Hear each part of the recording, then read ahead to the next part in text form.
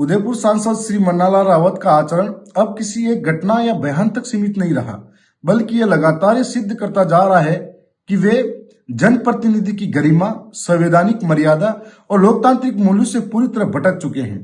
सांसद बनते ही आदिवासी समाज के घर जलाने, उनको लठ मारने जैसे अमानवीय और हिंसक बयान देना उनकी मानसिकता को उजागर करता है। यह स्पष्ट हो गया कि वे संसद में जनता की आवाज बनने नहीं बल्कि समाज को डराने धमकाने की राजनीति करने आए हैं। पिछले समय में जिन आदिवासी युवाओं ने संविधान, अपने अधिकारों, लोकतांत्रिक असहमति की बात की, जिन्होंने सोशल मीडिया पर सवाल उठाए या भाजपा की नीतियों से असहमति जताई, सांसद रावत ने उन्हें नक्सलवादी, सर्च से प्रेरित, ईसाई और अलगाववादी जैसे झूठे व घृणित ठप्पों से बदनाम करने का प्रयास किया है।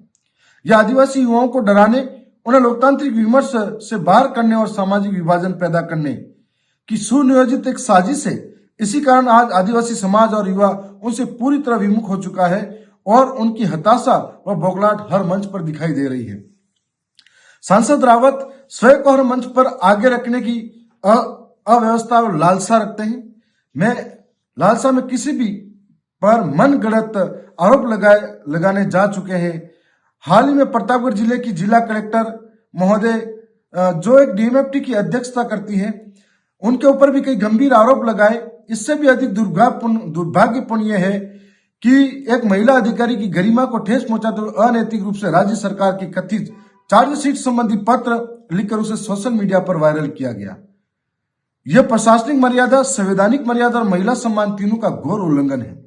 सोमवार को हुई डूंगरपुर जिले की दिशा बैठक के बारे में मैंने भी कई तथ्य जुटाए थे और इन तथ्यों के आधार पर कई जानकारी बातें जो प्रत्यक्षदर्शी थे उनसे बातचीत और चर्चा में आई कि लगातार इनकी सरकारें विफल और हो रही है, भ्रष्टाचार बढ़ रहा है, जिसको देखते ही ये बौखलाए हुए थे। हर मंच पर ये लोगों पे झूठा आरोप लगा रहे थे। उसी मन से इस हुड़दंग मचाने के लिए इस बैठक के अंदर ये शामिल होते हैं। और दिशा बैठक में एक सांसद रावत का जो व्यवहार है अत्यंत निंदनीय है और लोकतंत्र को शर्मसार करने वाला रहा। उन्होंने जानबूझकर बैठक में बखेड़ा खड़ा किया, बैठक को निष्फल करने का प्रयास किया और यहां तक कि बैठक के अध्यक्ष के साथ में गाली गलौज जैसी अमर्यादित हरकतें की। जबकि दिशा बैठक का स्पष्ट प्रावधान है कि एजेंडा अनुसार चर्चा होती है और अध्यक्ष की अनुमति के अन्य किसी भी विषयों पर चर्चा की जा सकती है।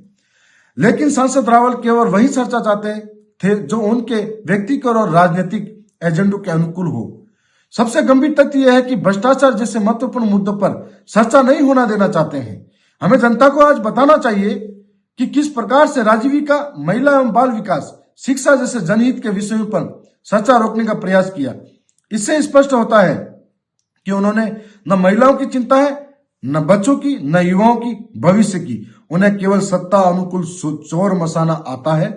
आज ऐसा प्रतीत होता है कि उदयपुर की जनता ने सांसद रावत को संसद में अपनी समस्या उठाने के लिए नहीं बल्कि भाजपा का आक्रामक प्रवक्ता बनाने के लिए चुन लिया हो। वे संसद और सार्वजनिक मंचों पर जनता के सवाल नहीं उठाते बल्कि विपक्ष, विशेषकर बीएपी का नाम लेकर दिन रात बयानबाजी करते हैं। भाजपा से अधिक उत्साह उन्हें बीएपी को कोसने में दिखाई देता है।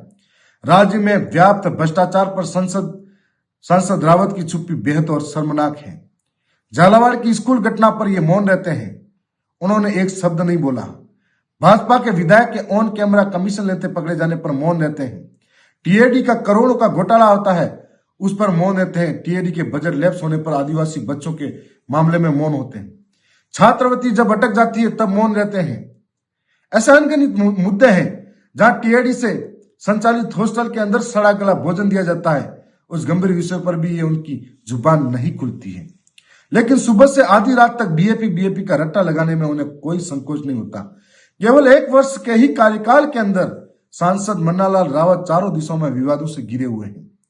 उनका यह आचरण व उदयपुर लोकसभा क्षेत्र में हित में बिल्कुल भी नहीं है। आदिवासी समाज के और न ही लोकतंत्र के जनता भली भांति समझ चुकी है। सांसद रावत की प्राथमिकता जन सेवा, न विकास बल्कि केवल विवाद, बयानबाजी और राजनीतिक नफरत फैलाना है। मैंने अक्सर देखा है हिंदू मुस्लिम, भारत पाकिस्तान, सिख ईसाई ऐसी जाति और धर्म के नाम पर घृणित राजनीति करते हैं।